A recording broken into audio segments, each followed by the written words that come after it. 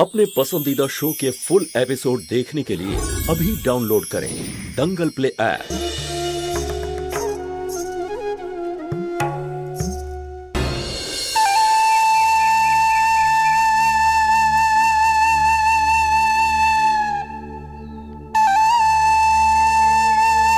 आय ज्योति, तुई निजेर हाथे माँ के मिष्टि खाइए दे। आगे तुमी खाओ ठाम्मी। शरीर केमन आछे मा? एकदम ठीक आछे, ओषुधो खेয়েছি আমি। ওষুধ খেয়েছিস তো? এবার গিয়ে চুপচাপ শুয়ে থাক, জ্বর কমে যাবে। এখন কোনো কাজ নেই তো তোর? আরে সকালবেলা তোর ডান্স শেখাতে যাওয়া উচিত হয়নি, কিন্তু এখন যা বিশ্রাম কর।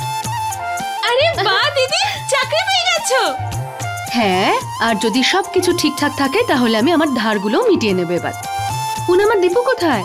দুজনে ঘুরতে গেছে রে মা। আমাদের সময় তো বউরা ঘরের কাজ নিয়ে ব্যস্ত। ঠাম্মি, নতুন নতুন বিয়ে হয়েছে, একটু একসাথে ঘুরে বেড়াতে দেবে তো? কাজ করার জন্য তো আমরা আছি। বাবা কোথায়? বাবা, তুই আমার কথা শুনলি না তাই না? তো জ্বর হওয়া সত্ত্বেও তুই ডান্স শেখাতে চলে গেলি। বাবা ওখানে ডান্স শেখানোর মতো কেউ ছিল না। নাও তুমি মিষ্টি মুখ করো। যে কাজের জন্য গেছিলাম সেটা হয়ে গেছে। আর এমনিতেও যদি তোমার আশীর্বাদ আমার সঙ্গে থাকে তাহলে সারা জীবন আমি সফল হব। জ্যোতি, হ্যাঁ মা, তুই এখানে কত মাইনে পাবি?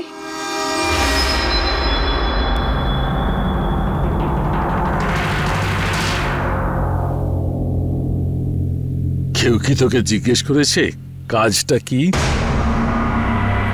না মা, এই অবস্থায় তোকে আমি আর দৌড়দৌড়ি করতে দেব না। যত টাকা আনছিস তাই দিয়েই সংসারটা চালিয়ে নেব। আর আমি আবার ট্রান্সলেশনের কাজটা শুরু করব। দুদিন যাকে ফোন করেছিলাম আমি। বাবা, যে কাজটা আমি পেয়েছি সেটার জন্য একদম দৌড়তে হবে না। হ্যাঁ, আসলে আরো একটা কথা তোমাদেরকে বলার আছে। আমি সিদ্ধান্ত নিয়েছি যে পঙ্কজ যে পেপারগুলোতে আমার সিগনেচার চেয়েছে আমি করে দেব।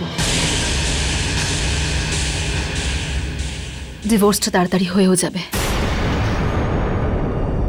মা, তুই তাদেরকে সাহায্য করছিস যারা তো সবকিছু কেড়ে নিয়েছে।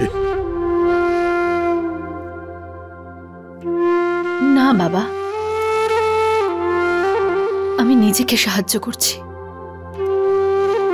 এই সব কিছু থেকে আমি এবার বেরোতে চাই। এভাবে থমকে থেকে কোনো লাভ নেই।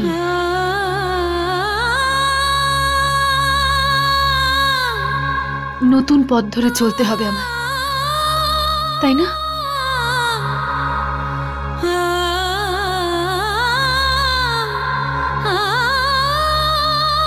যারা ক্ষমা করে তাদের সঙ্গে ঈশ্বর থাকে মা। এবার তো তুমি খুশি মা? হ্যাঁ হ্যাঁ,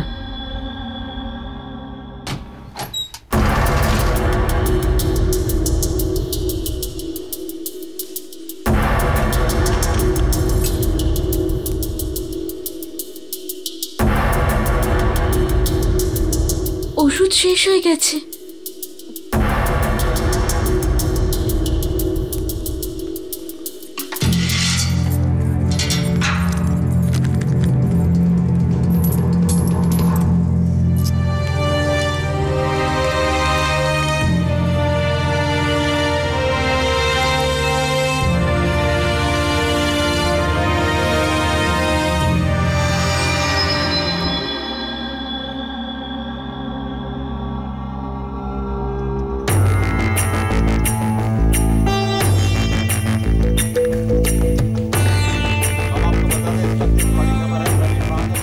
দিদি, হ্যাঁ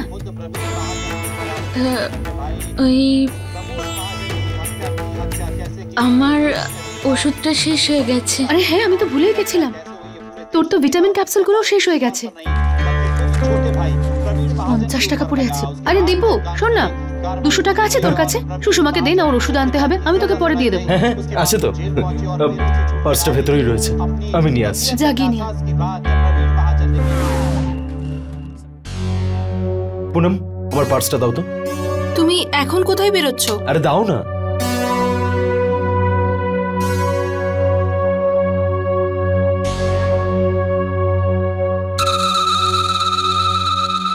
এই নে, 200 টাকা দরকার ছিল না তোর? সন্দীপ, তোমার প্রত্যেক মাসের মাইনে থেকে ওর ওষুধের পিছনে কত টাকা খরচ হয়? কি হলো, আপনারা সবাই এভাবে তাকাচ্ছেন কেন?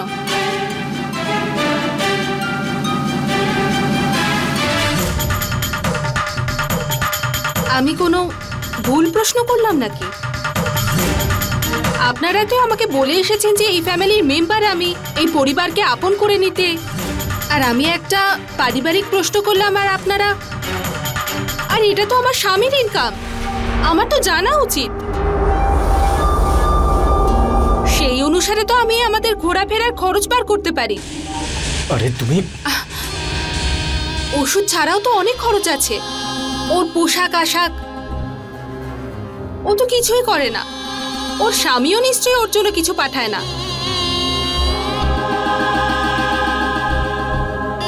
সব তো তোমাকেই করতে হয়, তাই না? সেদিন শপিং যাওয়ার সময় তুমি এই জন্যই বললে না যে তোমার কাছে টাকা নেই? কি করে থাকবে সন্দীপ? সব এখানে খরচ করে ফেললে তোমার কাছে টাকা থাকবে কি করে? পুনম, যদি তুমি এই বাড়ির বৌমা না হতে তাহলে তোমাকে এক থাপ্পড় মারতাম।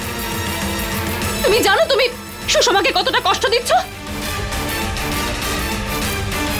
ওর জীবনে যা সহ্য করেছে না, ঈশ্বর না করুন তোমার জীবনে যদি এরকম কিছু হয়।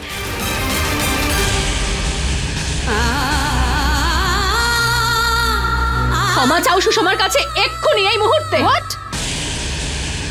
তুমি কে গো আমাকে এই কথা বলার যে আমি এই বাড়িতে কি করব আর কি করব না? আমি এই বাড়ির বউ। তুমি তো আমাকে বুঝিয়েছিলে না যে একটা মেয়ের আসল বাড়ি তার শ্বশুর বাড়ি। তাহলে এটা তোমার বাড়ি নয়। নিজেদের হাজবেন্ডকে ছেড়ে এখানে বসে আছো তোমরা দুজন, আর তুমি আমাকে বলবে যে কোনটা ঠিক আর কোনটা ভুল? সব থেকে বড় কথা তো হলো যে তুমি আমার ননদ নও।